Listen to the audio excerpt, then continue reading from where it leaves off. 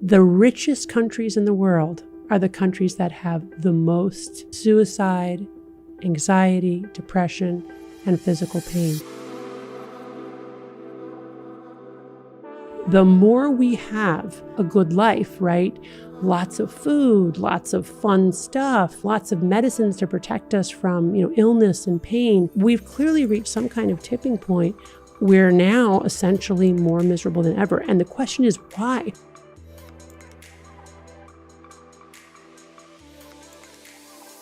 Your solution to this modern problem, and it's a modern problem that we all have, is to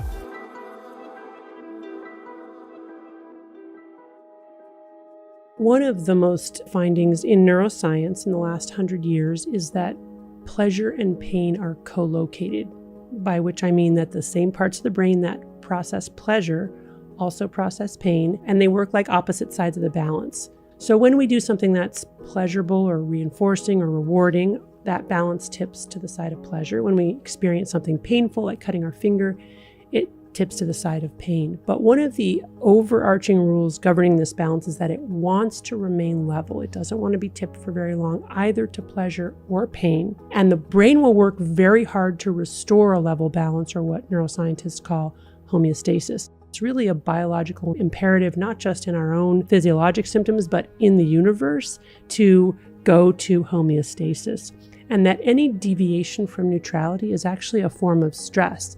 In fact, biologists define stress as a deviation in either direction. And that's really the key. The problem with modern life, and one of the main problems with modern life, is that we have too many pleasurable substances and behaviors, and that is actually stressing us out. It's literally stressful. So when we do something just obviously pleasurable, like, having a beer or playing a video game or eating a piece of chocolate, it depends who you are, because people are different. But in general, those things are pleasurable to many people.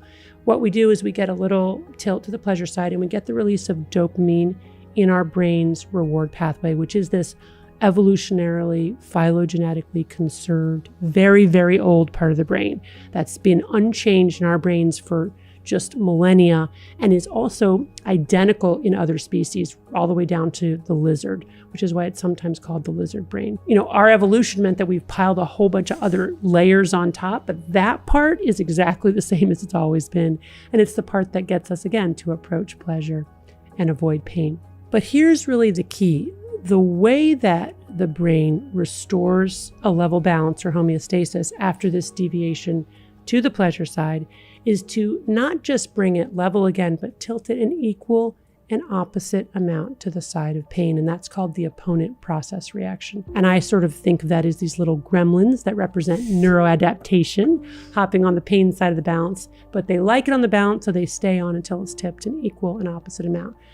That's that moment of wanting just one more video game, another beer, another piece of chocolate. Now, if we wait a little bit, because it's a powerful physiologic drive to reach for more. If we wait, the gremlins hop off, that feeling passes, and homeostasis is restored. And we want homeostasis to be restored. It's really important because it's fundamental to the resilience of this system. Because when the system is at baseline homeostasis, it's sensitive, right? It senses new pleasures. It's aware of potential dangers and painful things, so we know to avoid them. But let's look at what happens if we, instead of waiting for those gremlins to hop off, instead immediately reach for another beer, another piece of chocolate, another video game.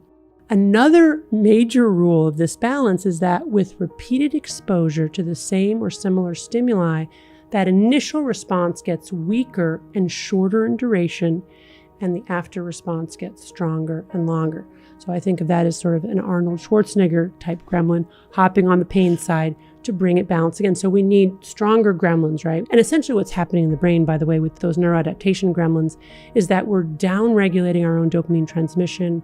We're taking our dopamine receptors that are on the outside of our neurons and we're resorbing them into the neuron, all of which is a way to accommodate this huge increased bolus in dopamine. But again, what ends up happening is now that opponent process reaction is stronger and longer. So we go from, shorter and weaker to stronger and longer on the pain side of the balance. And that is the fundamental sort of paradox or vicious cycle that we get into, especially when we're living in a world in which we have nearly universal, ubiquitous access to highly potent, highly reinforcing drugs and behaviors, which don't just release a little bit of dopamine, but a whole huge bolus. And we're all surrounded by them all the time, every day. And over time, what that means is that we're bombarding our dopamine reward pathway with way more dopamine than our primitive brains can handle. And the result is that we end up with enough gremlins on the pain side of the balance to fill this whole room. And they are now camped out there.